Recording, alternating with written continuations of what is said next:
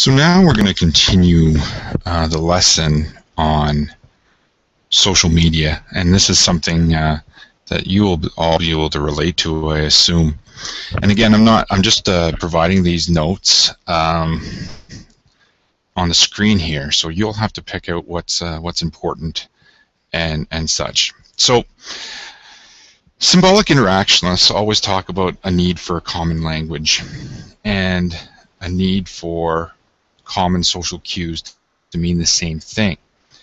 Now, there's also a need for a common language, but as technology has changed, we've limited the number of characters we're used to communicate, especially with Twitter, with the 140 characters. It's microblogging, and if you ever check out the Twitter part of our homepage of our course, you'll know I tweet a lot, probably more than I should, but I get everything from Twitter, whether it's my news, my entertainment news, my sports. So much comes from there, and I just think it's been a great tool. Now, this has caused some disconnect between parties, and some miscommunication has taken place. Again, as we've talked about before, sarcasm doesn't necessarily travel well across the internet, and some things can be taken very out of context. Even when you ask someone how they're doing and they come back with fine or okay, what does that really mean? And it all depends on the tone. So the average 16-year-old knows 10 to 12,000 words, and the advent of certain online communications has created new terms like BBM and ping and hashtag and iMessage, and probably a lot more words that old man Nowak isn't even aware of yet. You know, I'm not on the Snapchat or Instagram or anything like that yet, so there's probably other words that have been thrown out there in the past couple of months that I'm kind of behind on. It has increased the use of acronyms like BRB or LOL or YOLO, or I guess there's a lot of inappropriate ones as well, which I think might do you guys well for lecture note-taking, because you can talk and write in such good short forms and acronyms. So I think that's one advantage of this generation. And words have been shortened. OK has become K, or what's up has become sup. Oh, I sound like an old man there. So sociolinguist researchers are researching new language variations and social prestige with certain language. And they've come up with a correlation between status and language used, and high status with proper grammar and, I guess in some ways, pretentious language. I had the opportunity to take a history of the English language course back in my third year, and it was just very interesting how the language has evolved. And it'll be interesting, you know, generations from now, how they'll look at the language that we use today, and see how they study and how they see this generation. The use of spell check, is it a blessing or is it a curse? So many people say the use of short forms and abbreviations sometimes negates proper grammar and spelling. And I am pretty old school when it comes to using the proper to, and to, or the proper there, and there, and apostrophe usage. I think that's the English teacher in me, but I think that's so important to understand that. And I still think there's some use for, again, old school grammar activities, to know parts of a sentence, to know what a subject and predicate is, to know what a preposition is and prepositional phrases. But I don't know if this generation knows what those are. I see great value in that, especially to improve writing. So if you don't practice proper grammar and spelling, the skill is lost. I was in a discussion with a former colleague of mine who is opening a business, and he was looking to hire 5 university graduates, and he interviewed dozens of people, and in the final task he gave them a pen and a piece of paper, and they had to write out the answer. And he was astounded how many people couldn't do it, that had spelling errors and stuff. So some people think this is a lost art. Some people think it's not as important as, you know, how many workplaces will you continue to write on a piece of paper? You know, maybe all the communication will be going to a tablet or laptop, but I still see the value in it. So we've shrunken keyboards. So this is added to errors, and it's also making decoding more difficult. Sometimes when somebody responds to you very quickly, it just doesn't make sense, and especially with autocorrect and stuff, you can get a message that makes no sense whatsoever. It drives me nuts. And then when the speed decreases, or the speed increases, accuracy decreases. And we put a value on responding to texts very quickly. So people expect timely response, and most people will not proofread or review their messages, their tweets, their Facebook statuses. So from an English teacher point of view, I would call on you to take more time sending these messages and proofread a little bit more. Now, emoticons, we've talked a little bit about that last lesson, but George Herbert Mead looked at the importance of socialization and attaching meanings to certain gestures, as I talked about in the beginning of this pod. In texts, we miss a genuine element of communication to decipher meaning. We don't have the tone, we don't have the voice. And emoticons can help bridge the gap of meaning. This helps create a new language, and the older generation have trouble communicating with the younger generation of today. Now, this is a bit of a pretty intense idea, and it's called the McDonaldization of society. So this is building upon the idea of rationalization. And rationalization is a term that Max Weber came up with in the modernization of society. And rationalization refers to the replacement of traditions, values, and emotions as motivators for behavior in society with rational, calculated ones. So rationalization refers to the replacement of traditions, values, and emotions as motivators for behavior in society with rational, calculated ones. This might be something that you'll want to Google or look up on Wikipedia to get a better understanding of rationalization. It could be from some of your philosophy texts as well. So George Ritzer discusses rationalization in modern day society, and he calls it the McDonaldization of society. And by what that he means, we're ordering by combo number, and this is replacing words and saves time. So it's becoming more rational, more calculated. And the fast food model has overflowed to many parts of society, where you can go to.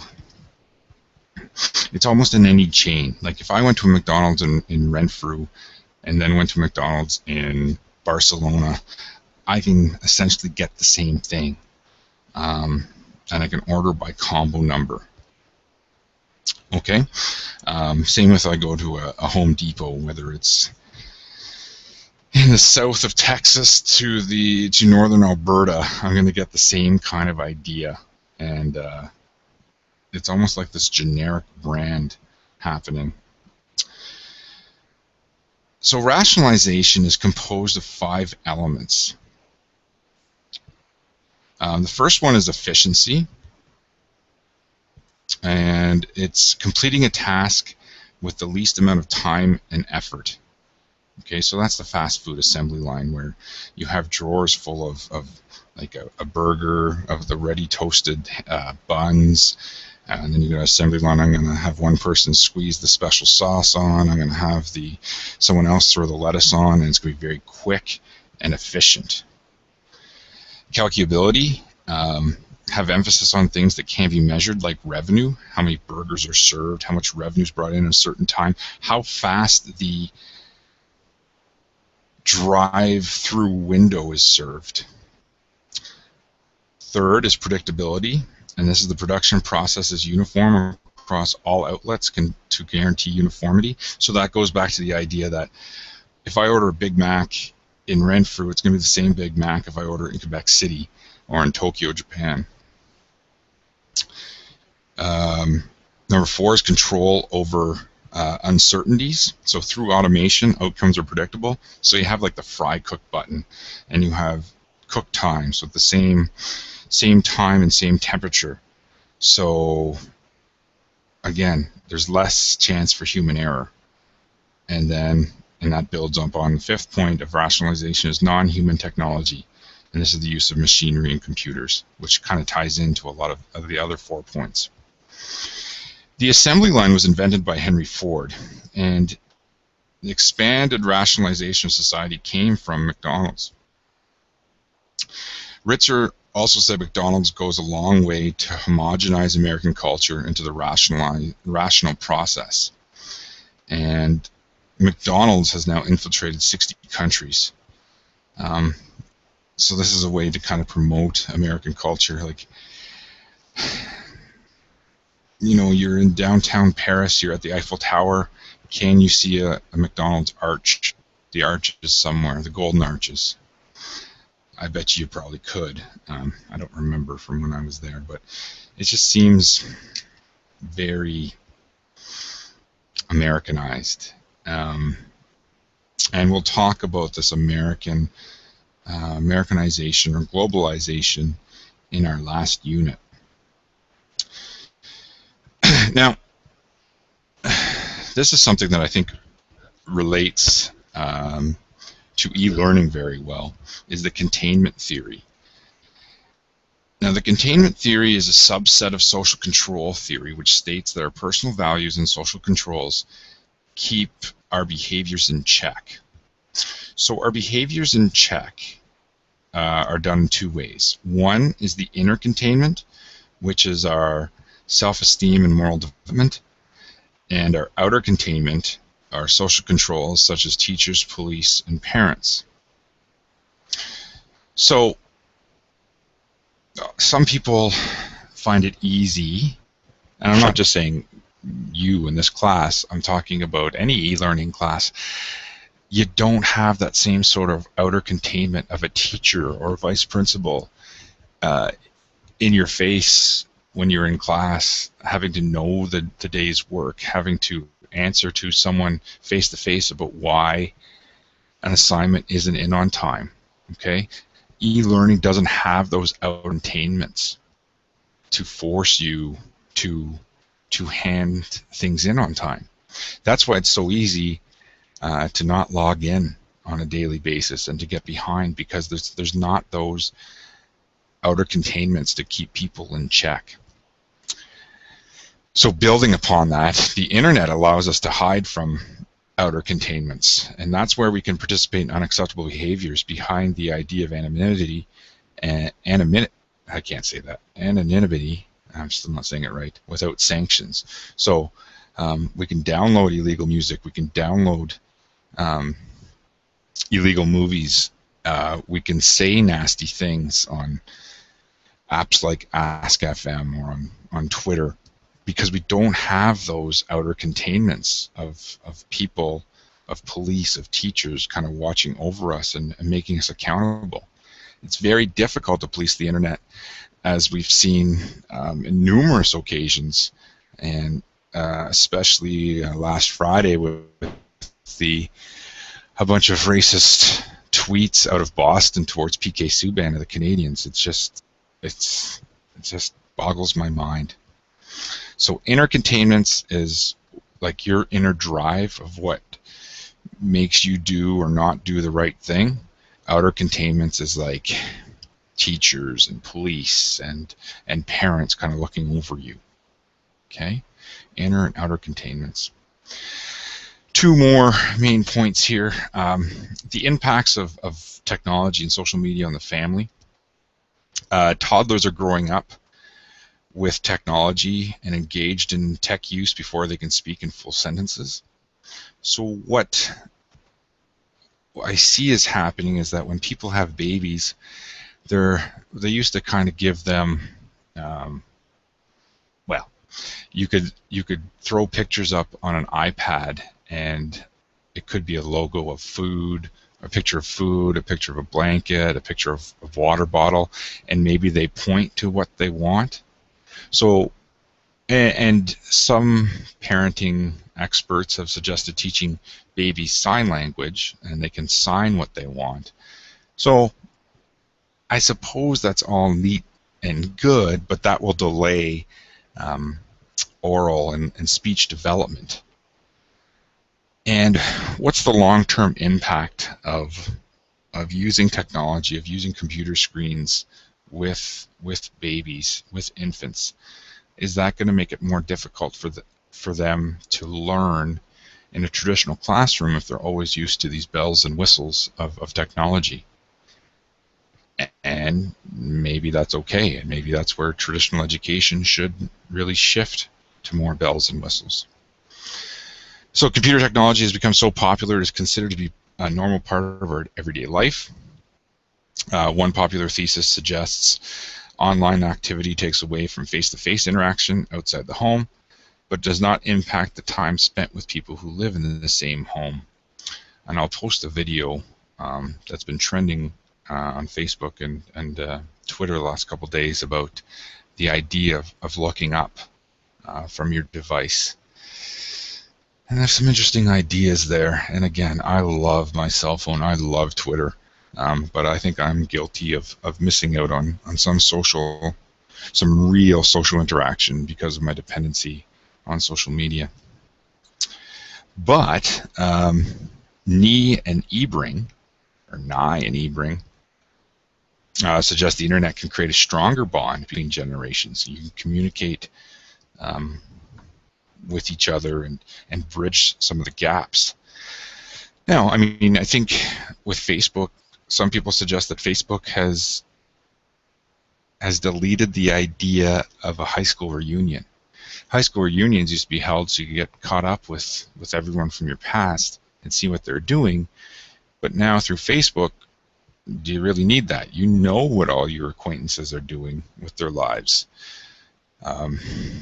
So I don't know. Maybe the idea of the high school reunion is an obsolete gesture, which I think I'm okay with.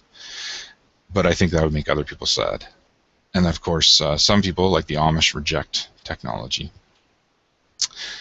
Now, final points here. And I don't know if I'm going to say this name right, but Jean Baudrillard, and I totally butchered that, talks about the simulated society. And individuals tend to live in bubbles of our own home, in our car, in our school or work.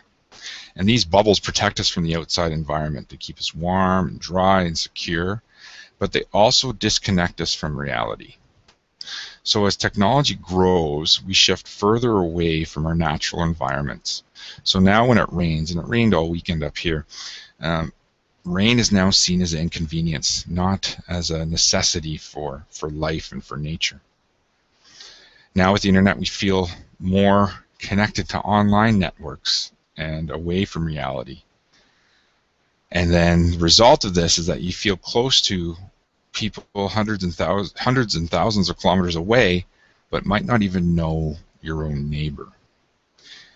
And again, I feel so much more comfortable writing an email or sending a tweet or writing on Facebook messages than having a conversation with an acquaintance in the hallway. I found that very difficult. Or picking up the phone and calling someone. I just, I've got out of that routine, and I don't have a landline anymore, so I find that awkward. So that was kind of a hodgepodge, a potpourri, if you will, of things in technology. But hopefully, if you miss some of these things, you can go back and listen to me babble on again. Thanks for listening. Stay classy.